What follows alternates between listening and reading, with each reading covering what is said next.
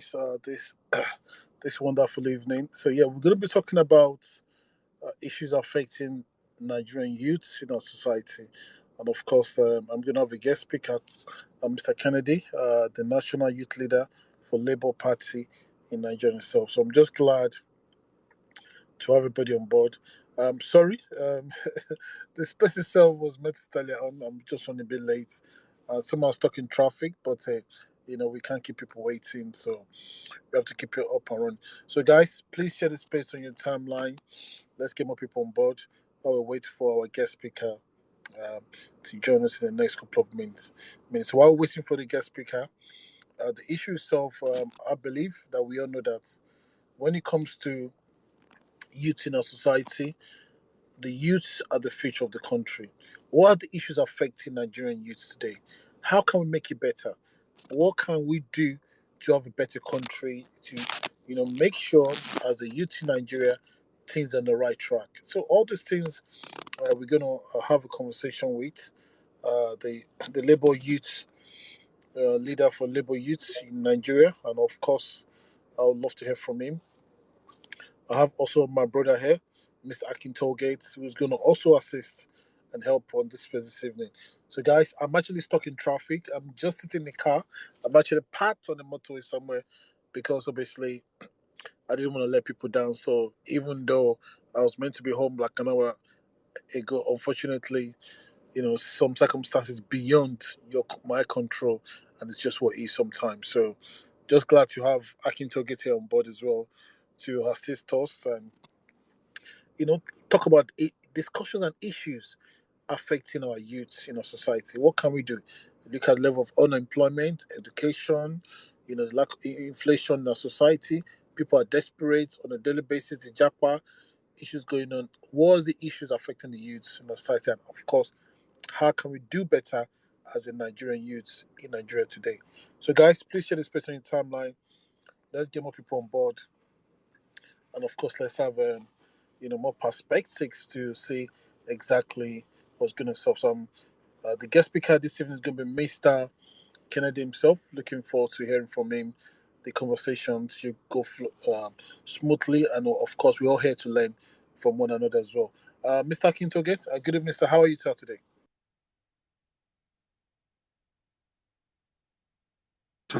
Hi everyone, Oluwamo Debbie. It's a pleasure coming back on Twitter Spaces. After a long hiatus, you're the only one that can put me back on Spaces. Actually decided to stay off, audio conversations, before elections, post elections, and just give myself a lot of peace of mind because it's always a pleasure talking to people, but then it takes a lot of mental energy and very lengthy periods hosting these calls. But Prince Kennedy is here, current youth leader, Labour Party. Um, Always a pleasure having you, Prince Kennedy. Lots of items to go over with you. I've been very much engaged with the membership mobilization for Lagos in particular, but then equally try to feed energy at the national level. I think that's one area we really focus on how we get more people to go from being obedience to being actual party members. I think there's a slew of questions we'd go over, but glad to have you. Please, again, if you're here on the space, kindly share, get more people in. I would see that we keep this very lively. There'll probably be questions from a number of you in the space, so we would at some point bring people up. I know we have a sister space going on right now, so this was not done to create conflict or compete, but I think given the schedule challenges of Prince Kennedy, we just had to go forward. But Prince Kennedy, welcome. Have you just do a quick introduction and we'll go into tonight's conversation. Thank you. Okay. Thank you, Aki. Thank you, everybody, as well. Prince Kennedy, good evening, sir. How are you, sir? Oh, I'm very good. Thank you. Oluomo, thank you so much. You're welcome, sir. Thank you for joining us on the space, and thank you for Thank coming here to educate us on the space this evening. Okay, let's keep it moving because of time as well. I'm sure our listeners would like to know more about you and exactly who is Mr. Kennedy, and also the Youth Labour Party leader himself. So who are you exactly? Just express yourself to people so the members of the audience could know exactly who is Mr. Kennedy. The mic is yourself. Well, thank you, Oluomo. On a humorous note, many people were asking me, is this the same Oluomo you were talking about when you were in Lagos for campaigns? I said, no, no, no, no, no. This is Oluomo of Debbie in the UK. Good having you this evening. Keen, thank you for coming on board. Good evening, everybody. My name is Prince Kennedy Ahanotu, the National Youth Leader of Labour Party. I'm a graduate of Ahmadu Bello University Zaria, where I did my first degree, agri-economics and rural sociology, and my master's in University of Abuja, where I did development economics. On the sideline, I'm a climate change advocate and a research enthusiast, and I'm also a policy analyst. By the grace of God, I was deeply involved all through the obedient movement and the 2023 elections, and deeply involved, committed in the process from beginning till the end. And I think that is who I am. I think if there's any other thing anybody wants to find out about me, you can ask me directly. But that is me. Okay, fantastic. Thank you for that. Thank you, Mr. Kennedy. Okay, thank you for asking the question. Of course, glad to have you on board, and of course, a big thank you to my brother as well, Mr. Akintoge, for joining us on the space. I know Akin didn't want to do Twitter space for a while, but I had to pull him out tonight to say, "Hey, listen, brother, Mr. Kennedy's coming. We have to work together as I a think team." it's my man. Absolutely. Okay. My second question to you will be, Mr. Kennedy, will be: how can Nigerian youths be galvanized to actively participate in inclusive governance? I think that's a big question. A lot of people have been asking the question: how can Nigerian youths participate itself, galvanized into getting involved in inclusive governance in our society? The mic is yourself. Thank you so much, my good brother Oluomo of Debbie, for making our time and creating this subject of discussion this evening. I think is very key. Galvanizing youth participation in inclusive governance. I think it's a very key topic considering the situation we are in our country today. But I'm happy that Nigerian youth truly have started participating. Before now, what we have are people that are not interested when you talk about politics.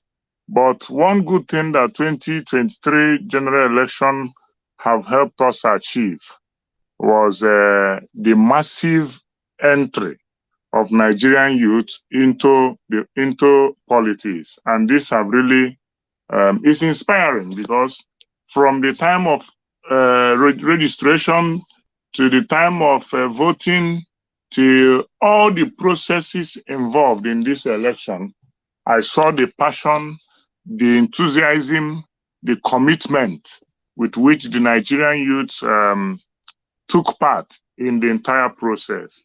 And it informs that the future is bright, and especially when we have a presidential candidate who is very much credible, who is widely adjudged as competent, has everything it takes to, steer the nation at this juncture.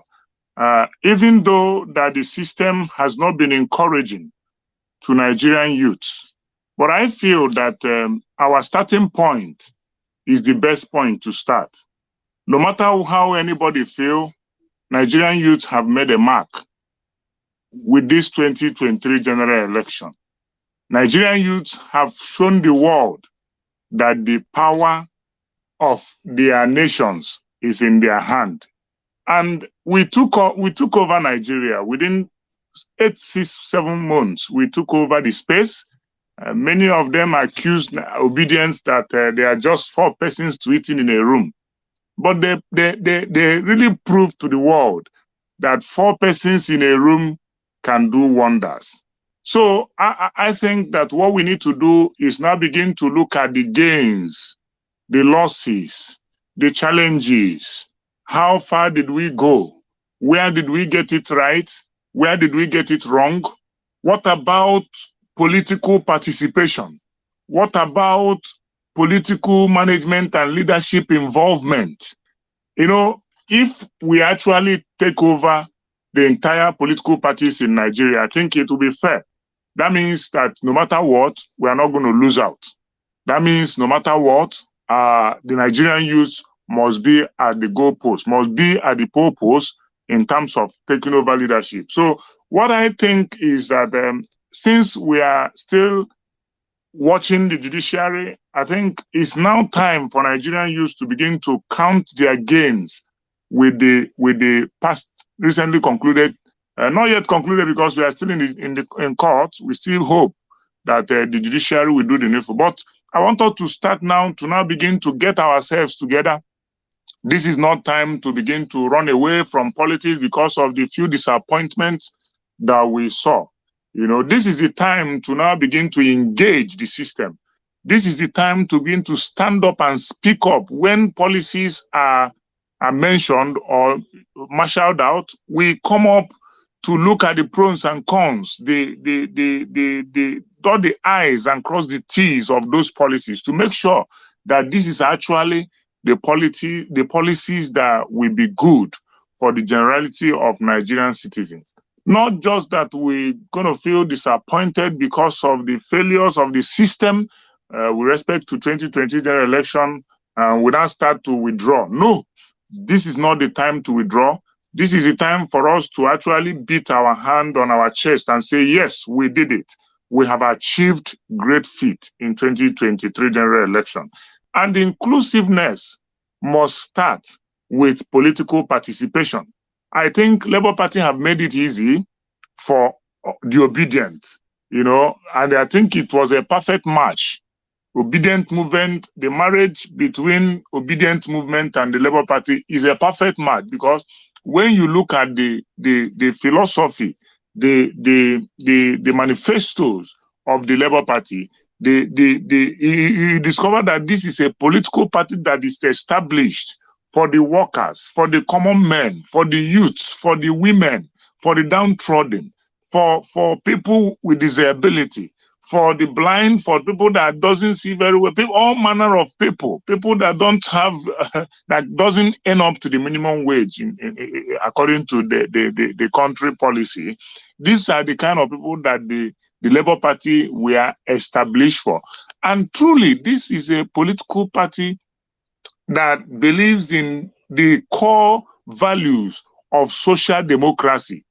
Democracy meaning that government of the people, by the people, and for the people. And you know that most instances, when some decisions were made in the party, the obedient reacted and the party soft-pedaled. And this is how what inclusiveness is all about. Labour Party have shown that they are an inclusive political party.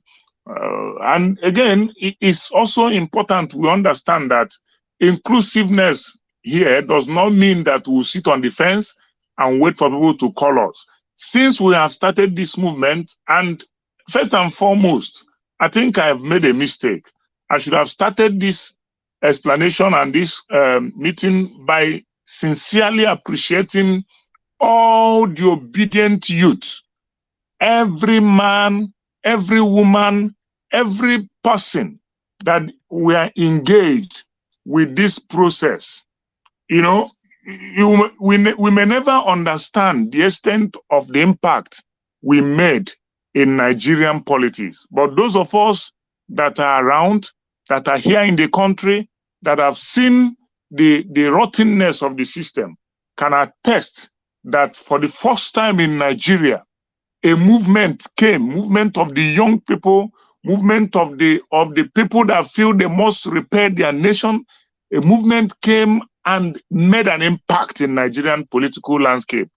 It is you, the obedient, that have given Labour Party over 35 House of Rep members. It is you that have given the Labour Party a governor, and another governor is in the coffers. He's coming in a short while. We'll win Enugu. You know, it is you that have given Labour Party 8 senators. Many others are coming through the courts. It is you that brought GRV in Lagos, that turned around Lagos. It is you that stood on the streets of Lagos and insisted that the status quo must be changed. And I am much more proud of this marriage. I am much more proud of this relationship. I am much more proud of myself for being alive and playing the role that I'm playing now in this movement. I am so proud because I remember sometime in 2017 or 20, when the Not Too Young to Run bill was passed, many of us ventured into politics, and I ran for election then in 2019. I ran for House of Reps, and something happened on the election day where I came to a polling unit and I saw a lady. I'm happy she's a member of Labour Party today, but she's a very elderly woman. She's running for the same position with me, and she came to the polling unit with clutches. I'm not trying to, laugh at her this thing, but majority of the people standing on the queue are young people. And I now asked one young guy in front of me, because I decided to queue to vote. They wanted me to just vote and leave the scene. No, but I stood. I want to join the queue, see what was going on. And I told him, I say, this is the candidate running for APC, and I'm here running for Labour Party. He looked at me. I said, bros, now you say with a C for poster. Bros, you have to drop something. Bros, this thing is not the grammar. If you don't drop anything, forget about it. Do you know that my elder brother is working with this woman? Yes, she's old. The woman was about 60 then, 65, running for a parliamentary position with clutches. Parliament is a place where you need to be fit mentally, physically, and otherwise to be able to reason, think, and be able to defend whatever motion or bill that you're proposing. It's a very tedious assignment to be able to generate or produce an act or a law that will drive the executive. It's not a place where you bring people that are. I'm not happy that so many of them, past governors, are now taking the parliament as a retirement home. I'm not happy with that. So the inclusiveness now starts from all of us. When we see a young man on the ballot, let's go for that younger person. That is how it starts. No matter whose us is stolen, even if my dad was running this presidential election at over 70, I wouldn't have supported him.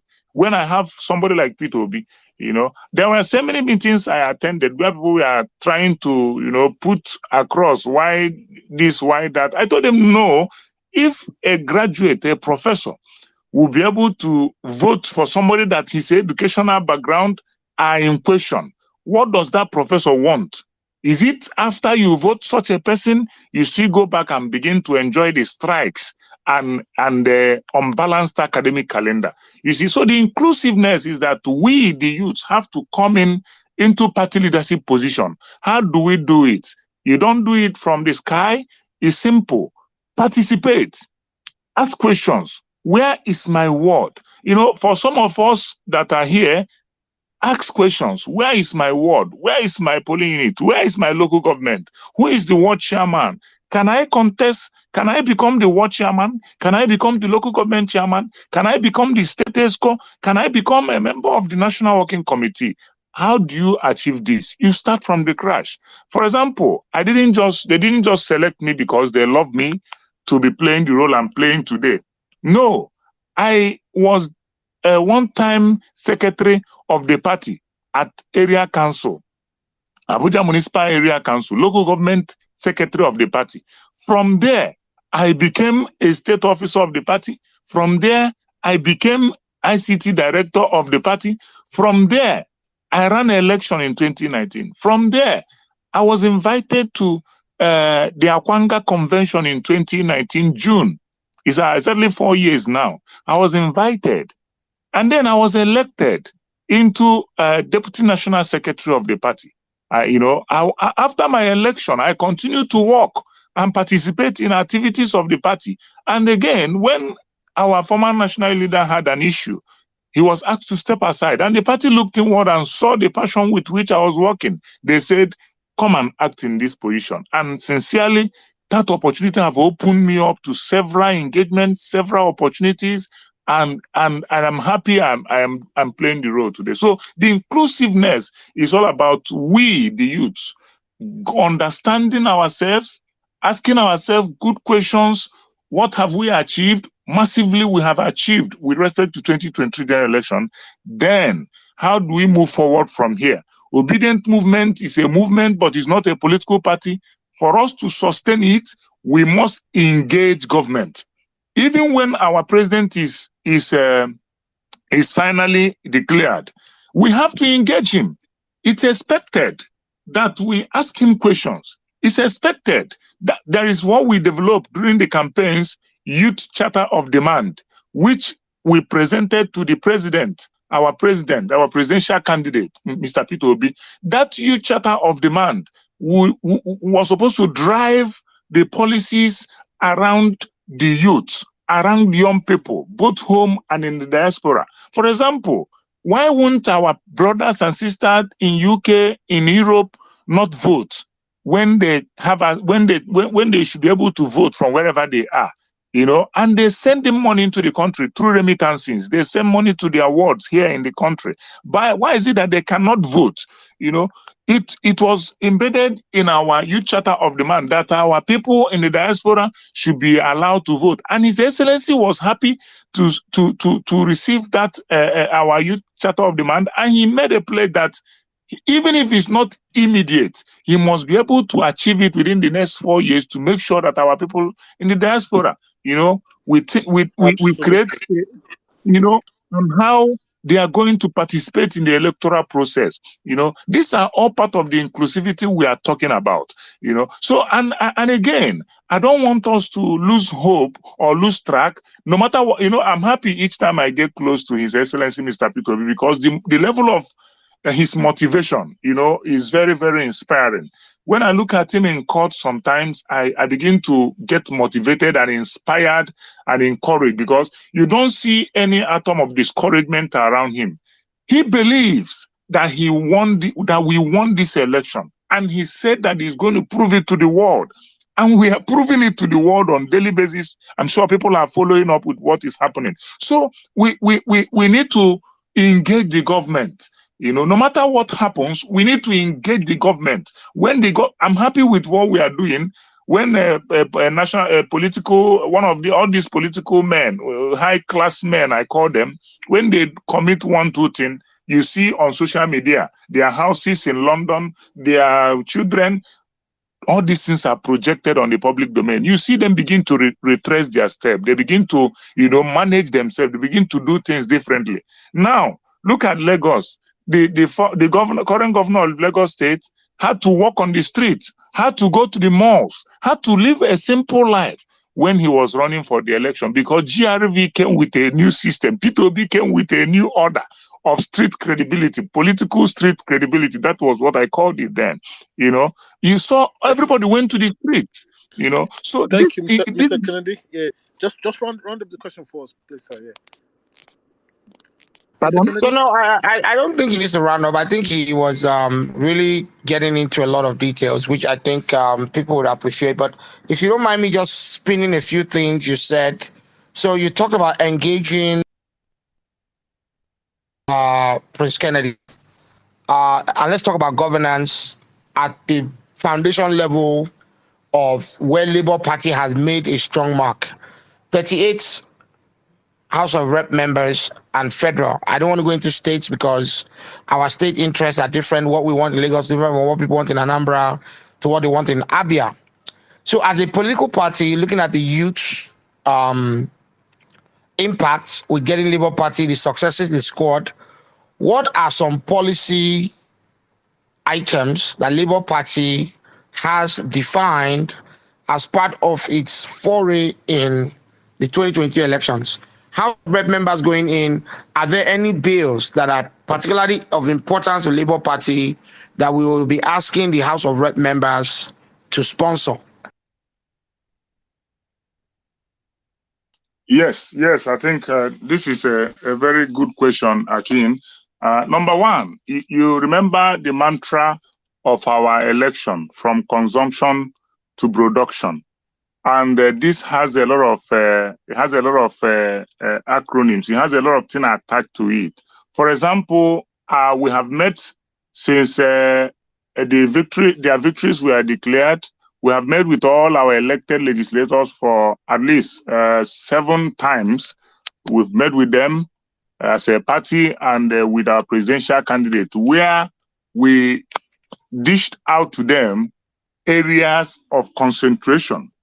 One, we talked about industrialization of the country.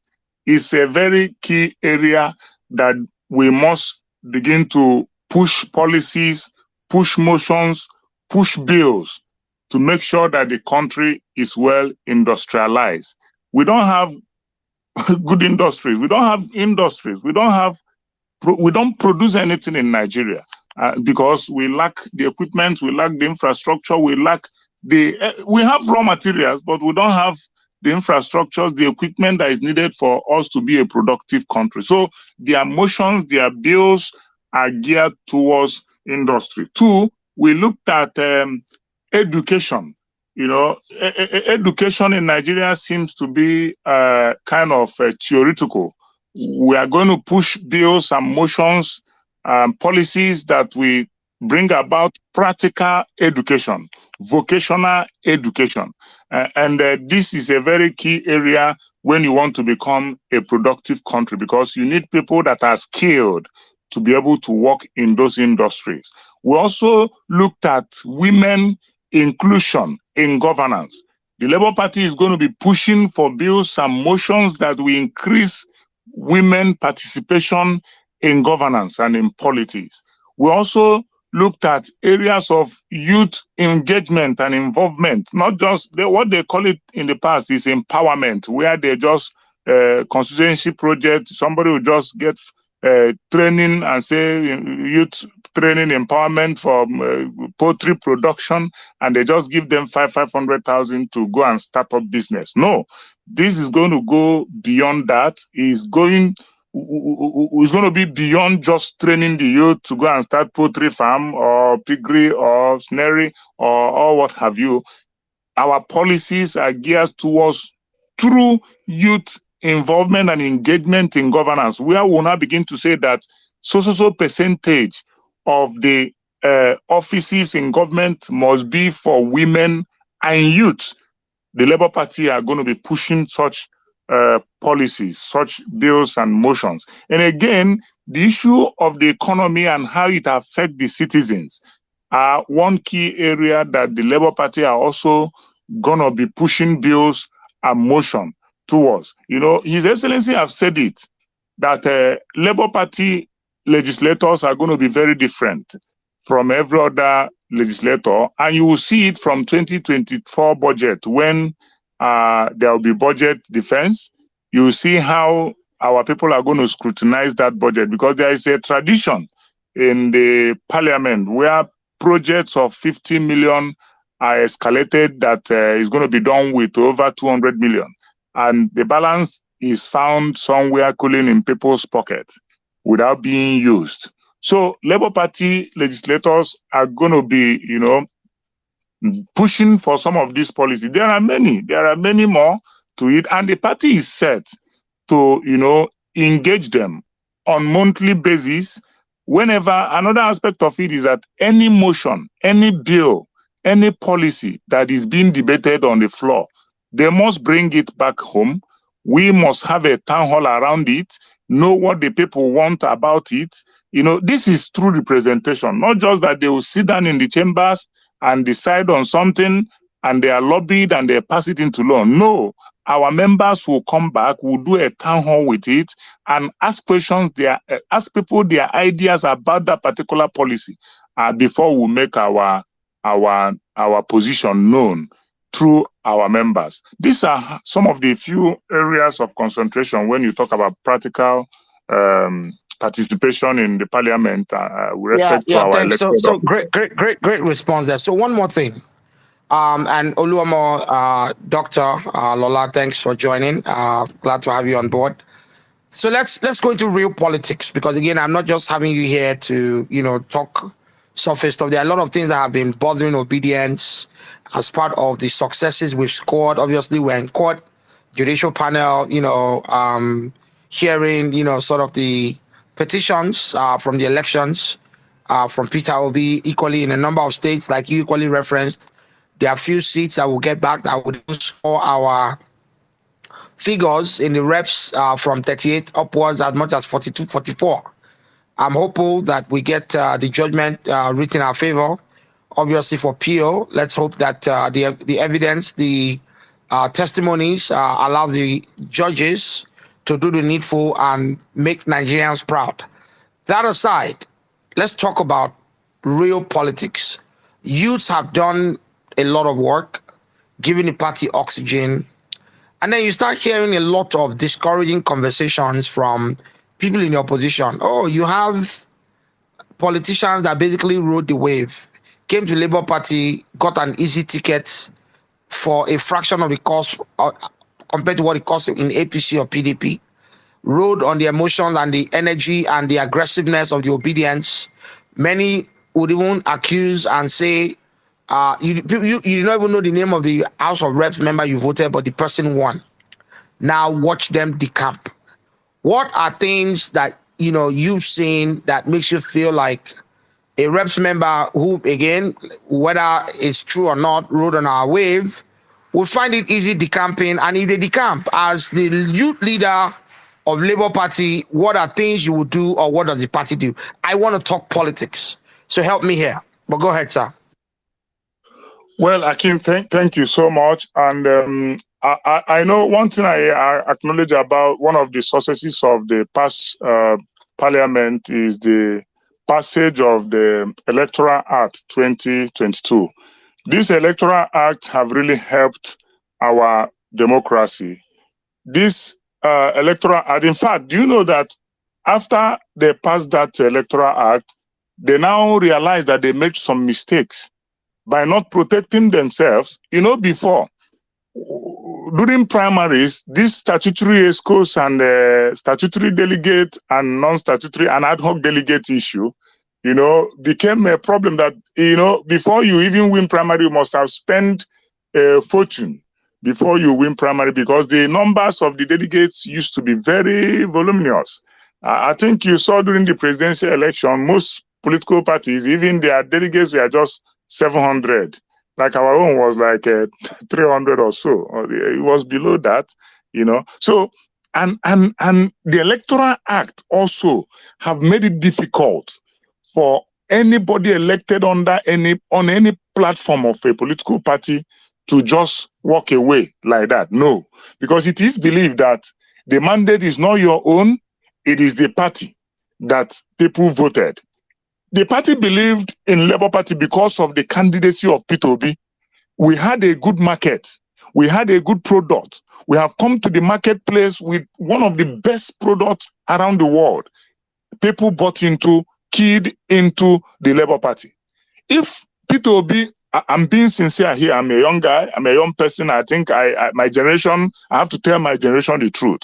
If Peter Obi were given tickets in PDP, I don't think people will experience the wave that Labour Party experienced. I don't think we would have enjoyed that wave in Labour Party, because they saw except we have somebody else that is more credible and more, proactive than PO, that came through our political party then. But as far as I know, if it's only the crop of people we saw, and Peter Obi were giving tickets, even in APC, no matter how terrible APC has been, assuming Peter Obi were giving tickets in APC would have been a cent by now. I am very sure of that, because people have gone into the record to see who is this man, what have this man done, where is he coming from.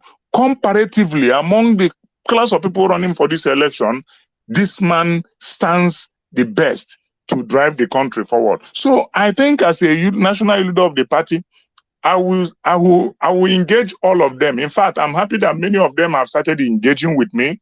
Many of them have started calling me to come and see how we can work together to make sure we sustain the successes, And again, we engage the obedient to now fight back. So quick question. Let me pull you back. So if a current House of Rep member decamps from Labour Party, talk to me about the process, because people want to hear this because we've done the difficult work. Many of them did not spend money campaigning. So hold on, so quickly. Can you hear me?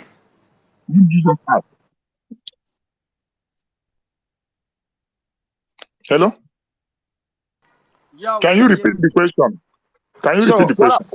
My question was, if a party rep, if a House of Rep member currently elected on Labour Party decamps to APC or PDP in this current session, next week, 2 months from now, 6 months from now, how does your office respond? First question.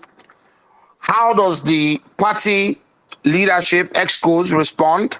And what does this mean to obedience who voted for these people? So I can go into the recall process, but I didn't want to bore anyone with the details around that. How do you respond? You are in line. In as much as I'm trying to tell you that the campaign is not as easy as it used to be, but I know that the moment that happens, the national leader, will start the recall process, because the constitution have made it clear that the position you are occupying is that of the party. So I will cry to the obedient and we start the recall process and we take it up. I think that is the basics. That is the first thing we'll do. We'll put it on public domain and we engage the public and we engage the judiciary and make sure that we get back our mandate and maybe nominate somebody else that will go and represent the people, because it's about the people that believe that Labour Party have come with a difference, and that was why they voted you in under the platform of Labour Party. Majority of them, like you said, didn't work for this victory, but because Labour Party believed that once the head is correct, the body will be correct. So most of them we have voted because we believe that PO will gain his mandate, and the moment the head is correct, it will touch down on the entire system. Okay, great. I think you cut the question there. Doctor, don't know if you want to come in. Oluomo, I know you're equally, but Doctor, I don't know if you've got questions, and I don't want to be the only one throwing very heavy bags of cement at the youth leader, but go ahead, Dr. Lola. Okay, thank you very much. It's been nice hearing from you. And my first question is, obviously you see the youth kind of like compare what is happening in other countries and what's happening in our country with regards to who the presidency is, what is his capabilities, his education, and many more. So are there any successful initiatives or models from other countries that could be adapted to address issues faced by the Nigerian youth? So are there like other initiatives or models or something that has been duplicated in another country? For example, another country that has the same type of, population challenges, and how can we learn from that and be a better nation and, create a better future for Nigerian youth?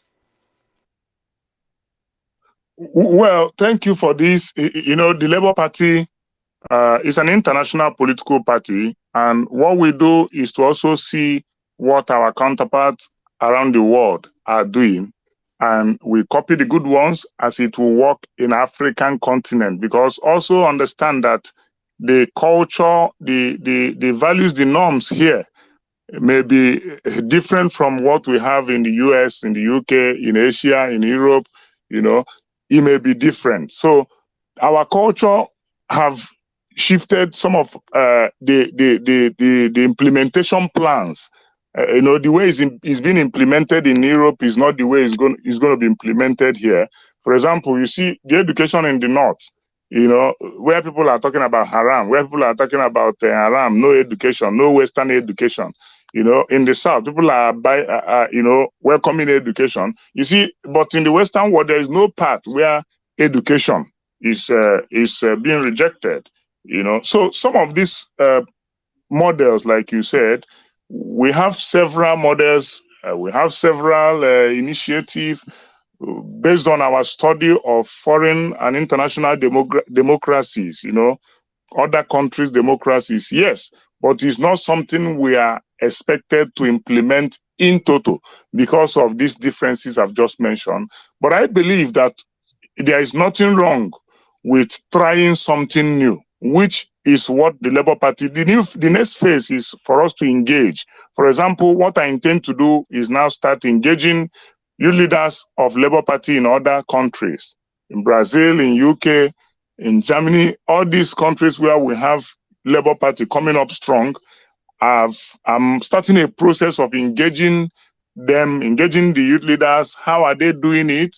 How are they pushing these policies? Because I can only do the one that is under my constitutional right, you know. And again, I have the right to also suggest to the party, to the national chairman, that this is what we need to do. That is what we need to do. We need to imbibe this. So it's a step, it's a gradual process.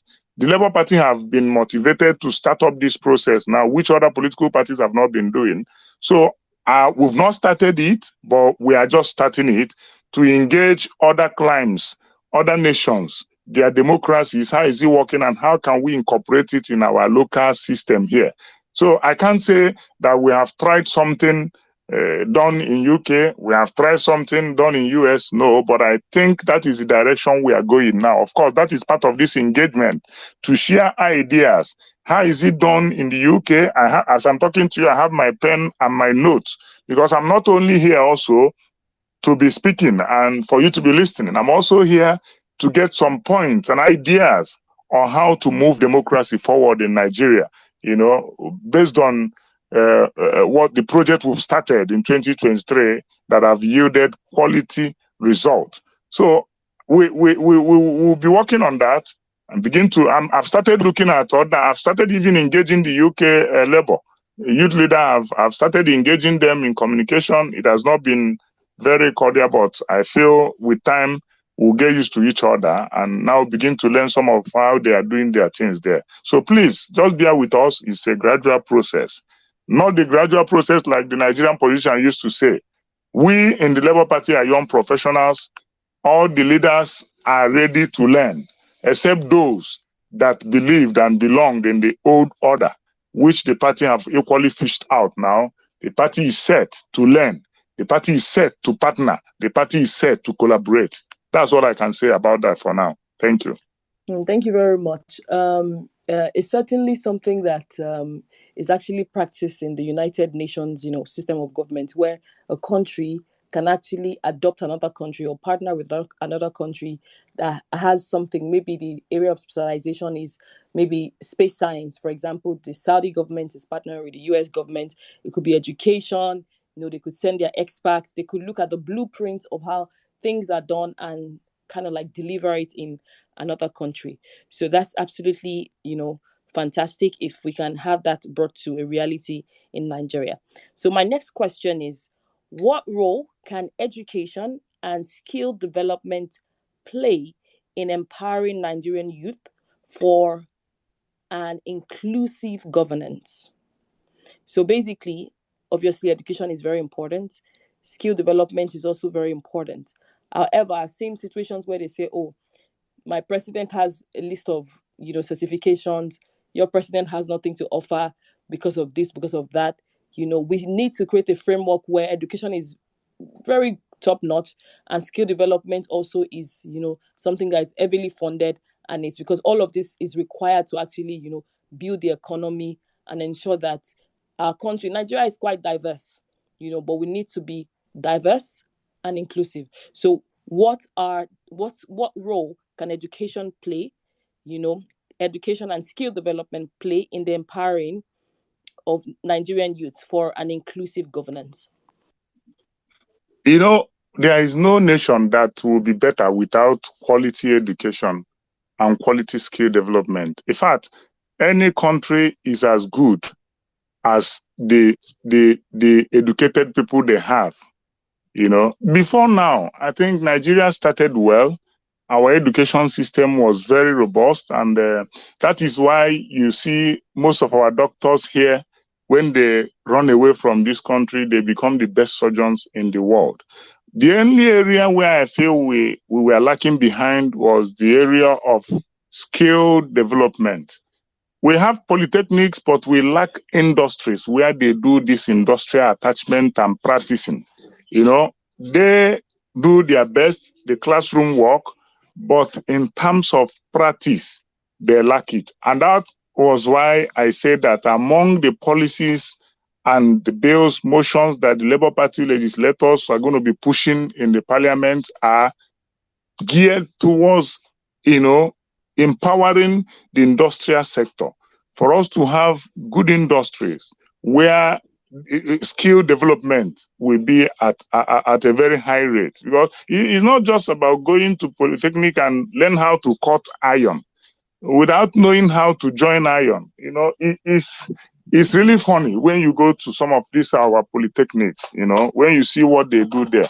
So I think education plays a vital role in youth inclusiveness, because if my president is educated, it will be easy for me to communicate with him. If my president is skillful, it will be easy for him to understand the areas of concentration when you talk about industrialization. If you, for example, you have a refinery and you don't have petroleum engineers, you don't have petrochemical engineers producing your country, you then have to go and bring an expatriate to be a head of quality control of your a refinery in Nigeria, you are at loss. So if we want to carry everybody along, what we need to do is first and foremost make our educational sector very strong and viable. The academic calendar have to be stable. Why many Nigerian students are running away today from Nigeria is because if you start a course of 4 years, you are not sure you will be done in 7-8 years because of industrial actions, one strike or the other. Many people right now wants to do industrial attachment. They go to the bank. Some of them are employed as secretaries in private offices. They cannot practice. Even medical doctors, when they want to do industrial, when they want to do their housemanship, you see them, they are not even practicing in area where they are being trained. So education is a very key, very, very key when you talk about inclusiveness. If we have educated people, we have a viable nation. I don't know if I'm making sense.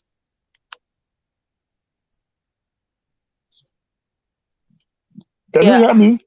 Yeah, absolutely. It's a great one to say.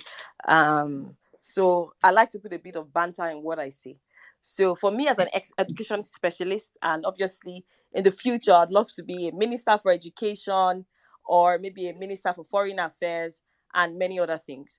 So I believe as a specialist, quality education does not remain in the confines of schooling.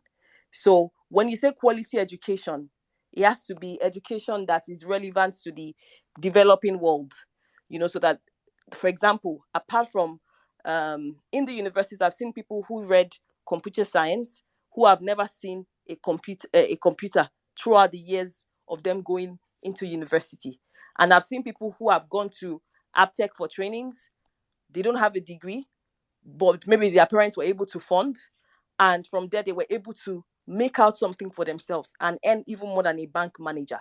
So education is beyond schooling. However, I believe every Nigerian should have that quality education in the school and also outside the school that prepares them for an highly competitive, global society. So that's it. Hopefully we're able to get all of this done in Nigeria, coupled with the fact that we have a lot of people who, are smart, who are ready to work, who are hardworking. And then we also have the manpower itself, as the population of the country. So hopefully we can get all that right. So number 9 is, how can Nigerian youth leverage technology and social media platforms to advocate for the rights and amplify their voices? So obviously a lot of things have been happening to social media.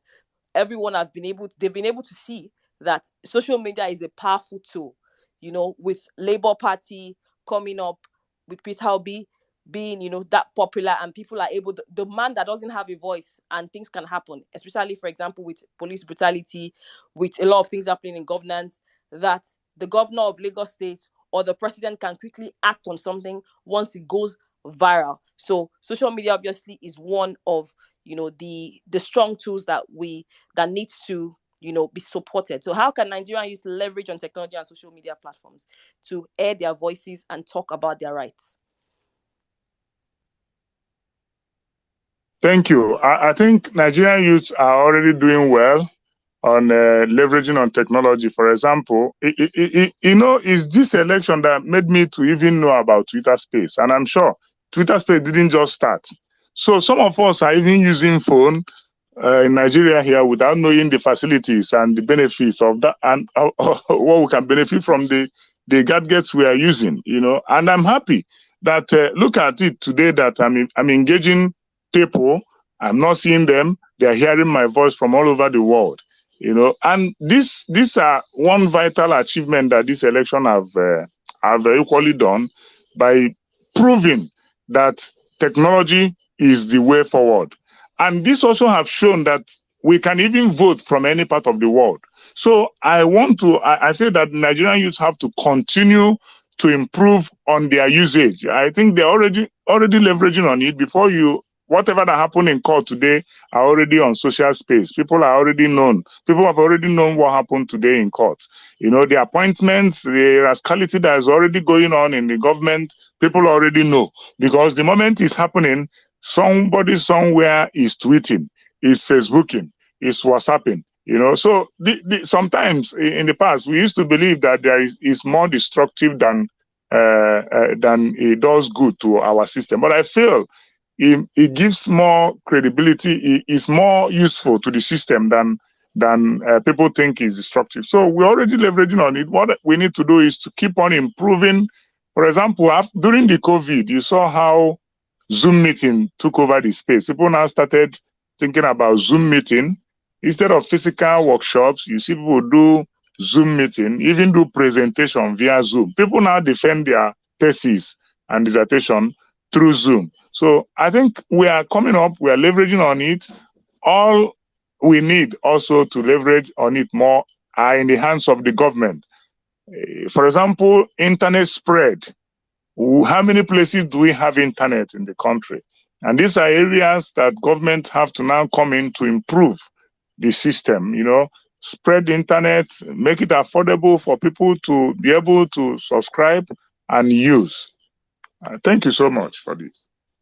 Yeah, so obviously, for example, Tai University it might not be a very popular university. It's obviously the second university for education in Africa or in West Africa, and the first in Nigeria. And I saw a poster of them saying your e-test, your e-this is already ready. They're able to do long distance, learning and do part-time learning without the students coming physically to school. They have to travel all the way from wherever they are coming to because they want to get a master's in education and all of that. So technology is very, very, important. And then, like you said, to have, can you hear me? Okay, so and there's also ways that we can also diversify and try to use technology in other ways apart from staying on Twitter or on Instagram or and all of that. So it's quite the only concern that I have with social media is fake news.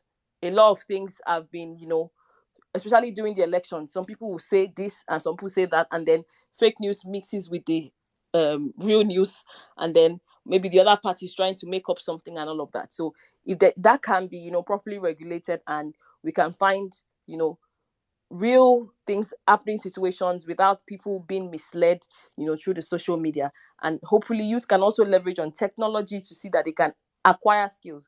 I know a lot of people who make money from a lot of skills that they've learned on YouTube.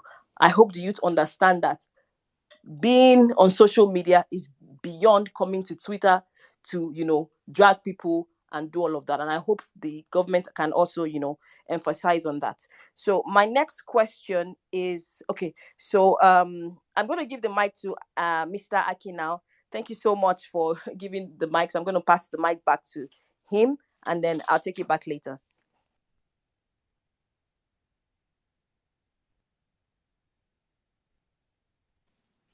Mr. Aki, are you there? Okay. I think I'll just proceed. Um, so the next question. Oh yeah, go ahead. Sorry, I was trying to get to my mute button. Apologies. All right. Do you want me to go ahead, or would you like to? Are you ready to start now? So I think there are a few more questions, but I didn't want to make it, basically only QA, right? There are others here on the space that may have interesting questions. So please, if you do, feel free to send Simi or myself a. Sorry, Dr. Amalola. I don't know why I think you're Simi as well. Apologies. I'm used to having Simi on Spaces Oluomo. Send both of us questions in the DMs. We'll take it up with Prince Kennedy. But Prince, just going to pivot slightly here. Talk more about obviously being a Labour Party member for the number of years you've been, and some of the events we've experienced with the usurping that almost occurred with the Lamidia Papa faction, obviously Anselm and Arabambi, some of the what we call Three Musketeers.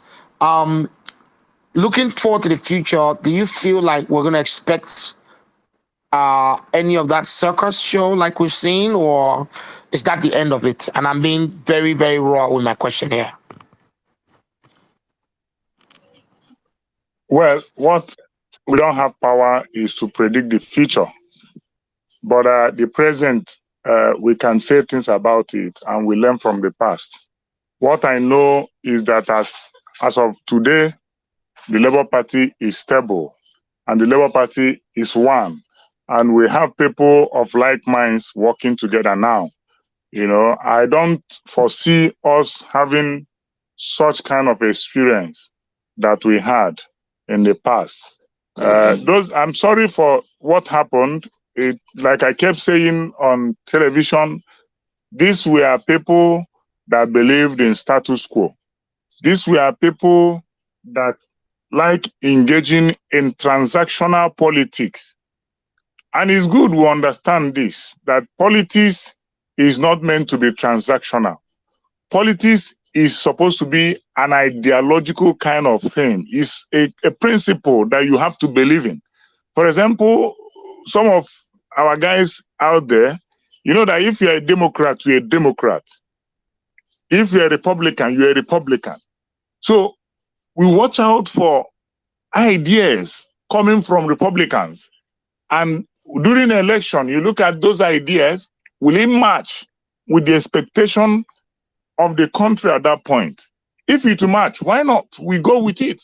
That is what happens there. But here, what happens here is that some people even want to pay their way to make sure their name are on ballot paper for them to answer that name, candidate, governorship candidate, also, without even having a clear picture of what they were coming to do in the parliament or in the executive arm of government.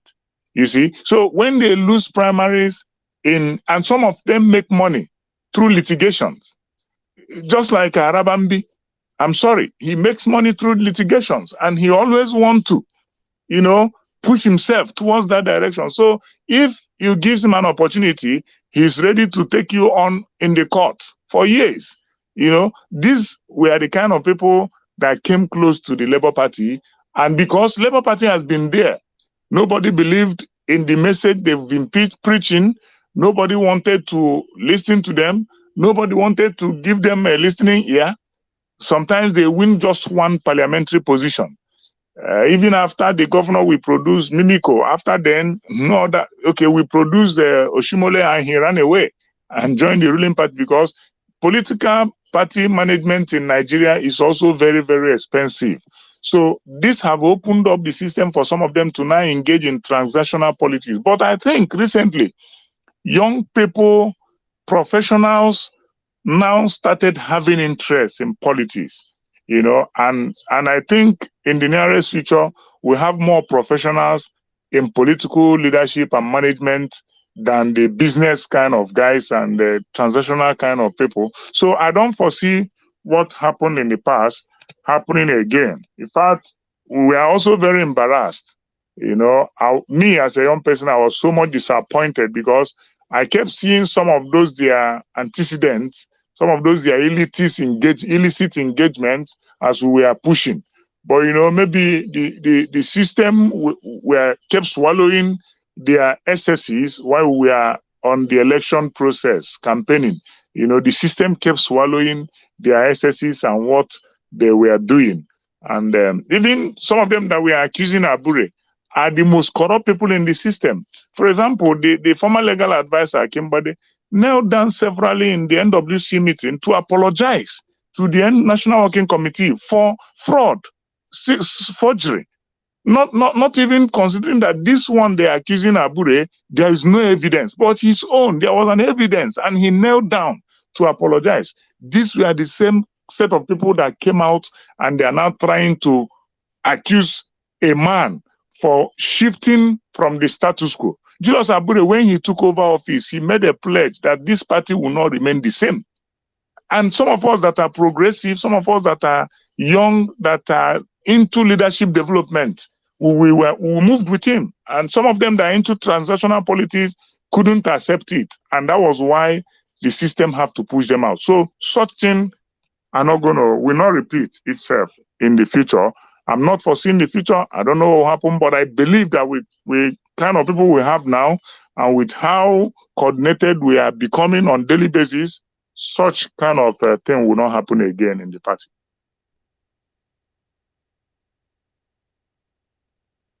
Thank you very much, sir. Hopefully, we won't have that repeat itself. Mr. Akin, could you please check your DM, Oluomo, as well?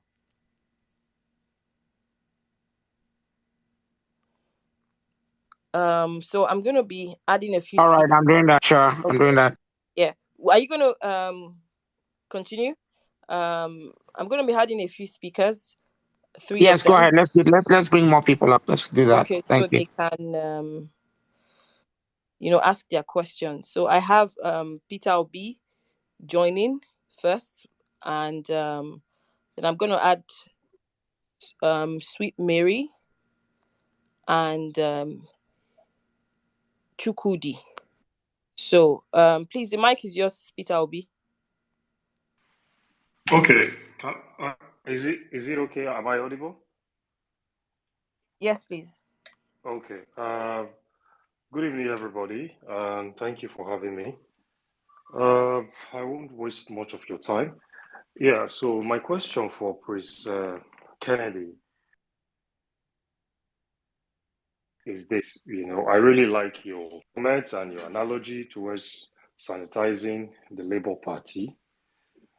So what I want to know is this.